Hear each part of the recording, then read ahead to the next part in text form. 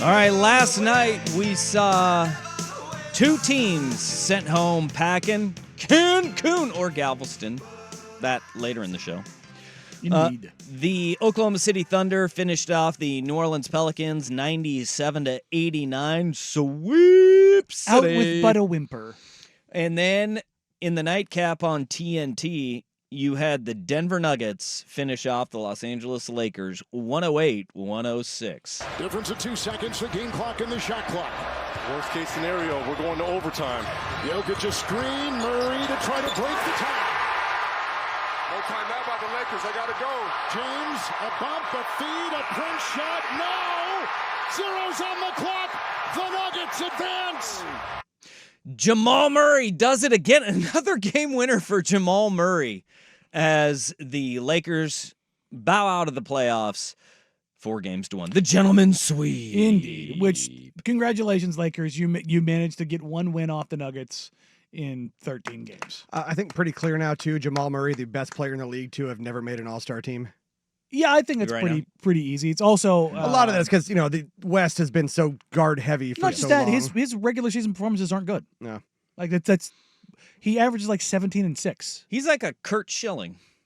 Just turns it on. He's just Kurt Schilling of basketball. Minus the right wing stuff. I don't know. I don't want to. I don't want to step on his toes. I We don't didn't wanna know that speak for about Jamal Murray. We didn't know that about Kurt Schilling when he had the bloody sock. All right, so Jamal Murray, he's got plenty of time to let that come out, and that's his choice. He is Canadian, though. Yes, he is Canadian. He is Canadian. Also has a dumb. So probably nickname. a nice guy. He's what? Has a dumb nickname. What's his nickname? Blue Arrow. That is very dumb. Yeah, that's dumb. Dumb, da dum dum dum. Why is he the Blue Arrow? Like, that's a terrible DC Comics character. The Green Arrow knockoff. Yeah. Wait, Green Arrow is a thing? Yeah, Green Arrow's a DC comic. Is it really? Yeah. Oh, hey, Well, that I was knew- good by you. Well, I knew there was Green Lantern. Yeah. Yeah. Why is it Blue Arrow? I- Just to be. People are dumb. He played for Kentucky, and he shoots from deep. Yeah, it's dumb. It's I yeah. got Don't nothing. do that. Don't It's do dumb. that. Don't do that. Don't do that. Real quick note on the Thunder Pelicans series. Sure. Brandon Ingram went out super sad. 2 of 14. 2 Ouch. of 14. I read this today, and I was very surprised. Zion Williamson. Mhm. You know who he is? Yeah. He is the only lottery pick from the 2019 draft to have never played in a playoff game. The only lottery pick from the 2019 draft that has not played in a playoff game. Zion Williamson. Isn't that crazy? I mean, it was a pretty decent draft, but not great. Yeah, you have so PJ Washington obviously this year with Yes. Dallas. Yes. Harrow. Yes. Langford must have with Boston early on. Cam Johnson with the Suns, Cam Reddish with the Lakers, Rui with the Lakers, Kobe White. They made the playoffs with the Bulls. They did play in game, but did they make the last year? No, because they lost to 2 Miami. years ago? So it must have been then. Jarrett Culver is an interesting one. What's a Jarrett Culver? Yeah, a really bad pick. Really bad pick. Well, Garland for sure. Good enough to DeAndre make the Hunter. The playoffs. Hawks made the run. Barrett must have done it with the Knicks there. And then obviously John and Zion. Kobe Wow. White, 2021-22. He Oh, the played Bulls in did make it. 5 games. Yeah, there you go. In the playoffs. Okay. So yeah, a lot of like bad, not great picks for Jackson Hayes obviously with the Pels and the Lakers. But yeah, it's weird. A lot of these are Lakers. Jackson Hayes, Rui, Cam. Like that's Well, yeah, but collecting broken Infinity Stones. yeah. I can't find Culvert in what playoff series he was in. I think Neil Olshey's ears just perked up. Yeah, no, He's like, redraft candidate, 100%. Excuse me. He must have gotten on the floor for Memphis. Okay. Yeah, Memphis in 21-22. All right, yeah. Zion Williamson, only 2019 lottery pick Huh. to not make the playoffs or appear in the playoffs. His teams have. He has not. Here's a crazy thing. Jarrett Culver, 144 games he's played in. Mhm. Zion Williamson, 184. 40 more games. Twice as many minutes, but 40 more games. That's it. Which, you look at most games played in that class. Grant Williams, 364, twice as many as Zion.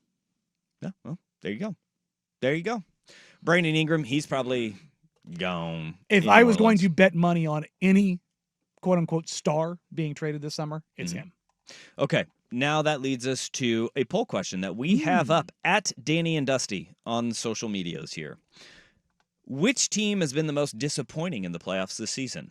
We are giving you 4 selections, 2 which have already been eliminated, 2 which are on the brink of elimination, and we could see them doing their 1-2-3 Cancun tonight. You have the Suns, which are out-bounced by the Minnesota Timberwolves, the Lakers, which got bounced last night by the Denver Nuggets, the 76ers, which play in Madison Square Garden tonight with a 3-1 hole to the Knicks, and then the Milwaukee Bucks, which are facing elimination against the Indiana Pacers in Milwaukee. It is a runaway so far. Really? Yes. Really? Yes. Suns. Suns. By staggering margins. Yeah. I think with the Bucks, you can go, yeah, they're injured. Like, is it disappointing? Sure. But Dame and Giannis healthy, I still think they run through Indiana. But, okay. Even after the regular season, I think you run through them. I think that this is one where you look at and you go, absolutely. The Phoenix Suns, when you have Bradley Beal, Devin Booker, look like a corpse, Kevin Durant, you are a playoff team that you should make a run. But when I look at what they did during the regular season, I sit there and I go, why should there have been expectations on this team with how beat up they were? And then when they finally got together in those few games, like really, it was less than 30 games, or they it played was about 40 together. Just over, yeah. Yeah, like 42, I think is how many games they played together. So barely half the year, season. and you were sitting there going, this looks clunky. It doesn't look I mean, right. They had a decent, I think they were, when they are all together, I think they had like a 64% winning percentage, which is good. But really we good. never really saw. Yeah. But you didn't, in game 4, when they get swept, Book and KD combined, I believe, for 84 points and 11 assists, and they still couldn't win. So it lets you know the Beal trade was a disaster. Nurk, I think he played 14 of 48 fourth quarter minutes in the series. So he wasn't on the floor in the fourth quarter. Basically, every move they made was bad. Yes. You know who they could use? Grayson Allen being hurt actually hurt them. Yeah. Like, they could have used like a Tumani Kamara type. and a DeAndre Ayton. Oh. Yeah. But it was just untenable relationship-wise. But yeah. the Suns, like anybody pitching Laker propaganda works at the 4-letter and either lives in LA or lives in New York. Nobody in their right mind. It was like, well, it was the most competitive gentleman's sweep.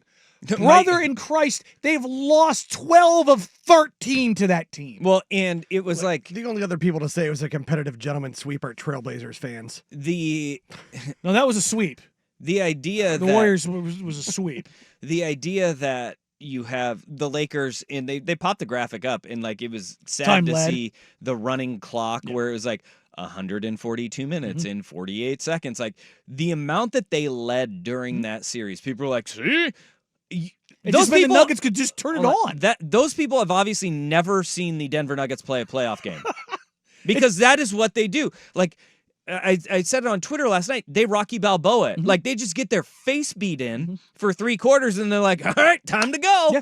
And that 8-minute spurt. That's it. But that is what they do. That's what they did last year in the playoffs. That is how they operate, and that's where they feel the most comfortable because every other team feels wildly uncomfortable playing that way. Yeah, and the thing is, the KD Warriors skewed our brains of like what playoff domination looks like.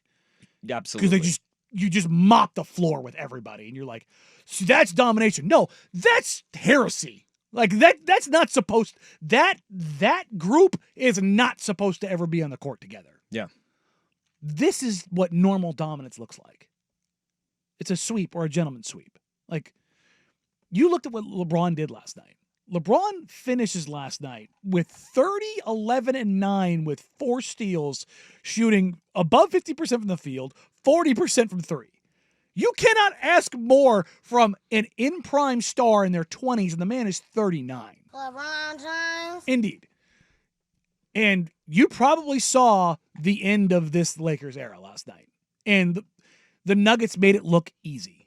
I love Los Angeles. That's the insane thing. It was like, oh, it's so competitive. This is great basketball. Sure, it was to an extent, but it was like the Nuggets had it in cruise control, and all of a sudden they hit the hill, and they're like, fine. And they put the pedal down to get the RPMs up, and it's not like this miraculous thing. They're just doing things you expect them to do. Aaron Gordon grabbed an offensive rebound. Let me put on my shocked face. Oh, Jokic grabbed an offensive rebound and a putback and spun over 2 people and scored. Oh my God, I've never seen that before. Michael Porter Jr. hit clutch threes. Jamal Murray hit a clutch shot. Oh my God.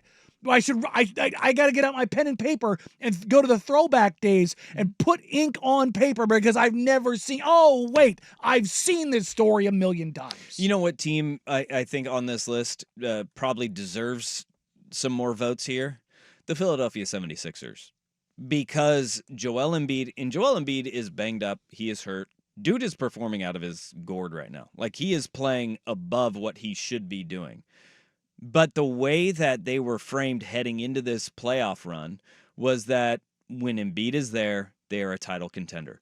They don't look anywhere close to a title contender. No. It is Joel Embiid, who looks amazing for being on one very large leg. Yes. And then Tyrese Maxey, who is doing stuff. He's been really good. But it's not like conducive to, like when you say Jamal Murray and Michael Porter Jr., what those guys are doing is just in the clutch moments, the plays that they make that are winning plays, you're not seeing that from Tyrese Maxey. And you're not seeing it from anybody else. Tobias Harris is a ghost. And Nick Batum had a game. Yeah, and this thing is, the scuttlebutt around the NBA is Paul George's contract not being signed yet and him possibly ending up in Philadelphia.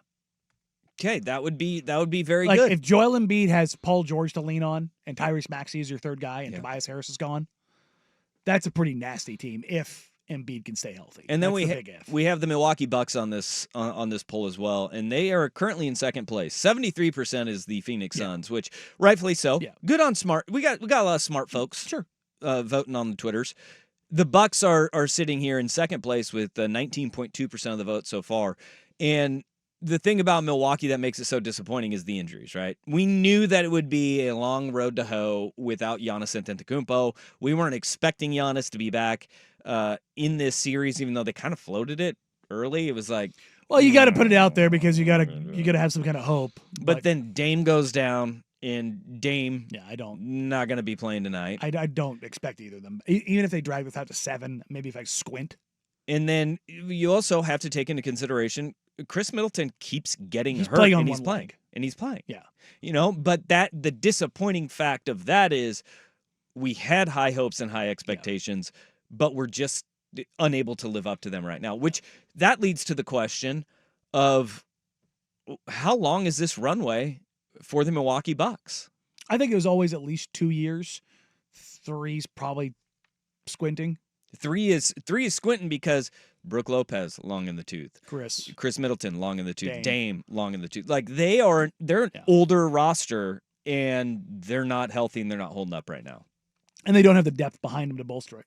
Yeah. And that's something I think, even if those guys are healthy and I think they run through the playoffs, run into Boston, the question I always had was, without the depth, are they too old?